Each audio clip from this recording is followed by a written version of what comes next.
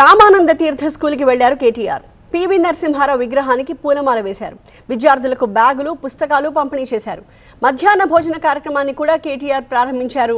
Talasani foundation ఆధ్వర్యంలో అక్కడ మధ్యాహ్న భోజన కార్యక్రమం జరుగుతోంది.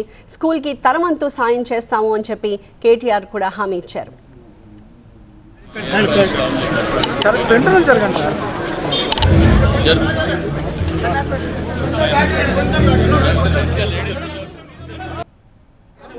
ఉదాత్తమైన ఆశయంతో ఒక మంచి కార్యక్రమాన్ని ప్రారంభించిన పెద్దలు గౌరవనీయులు శ్రీ తలసాని శ్రీనివాస్ యాదవ్ గారికి ఇవాళ రామానంద తీర్థం మెమోరియల్ మోడల్ స్కూల్లో మధ్యాహ్న భోజనం పథకాన్ని ప్రారంభించినందుకు వారికి హృదయపూర్వకంగా నా అభినందనలు.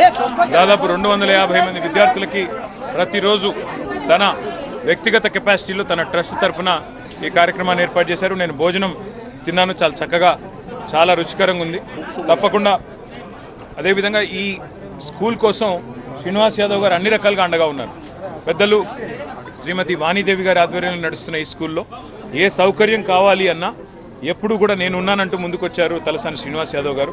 ఇవాళ పుస్తకాలు, భోజనం, దాంతోపాటు ఇక్కడ ఇతరత్ర సదుపాయాలు, మంచినీళ్ళు కానీ, డ్రైనేజీలు కానీ, ఇతరత్ర ఏది కావాలన్నా శ్రీనివాస్ యాదవ్ గారే స్వయంగా చూసుకున్నారు.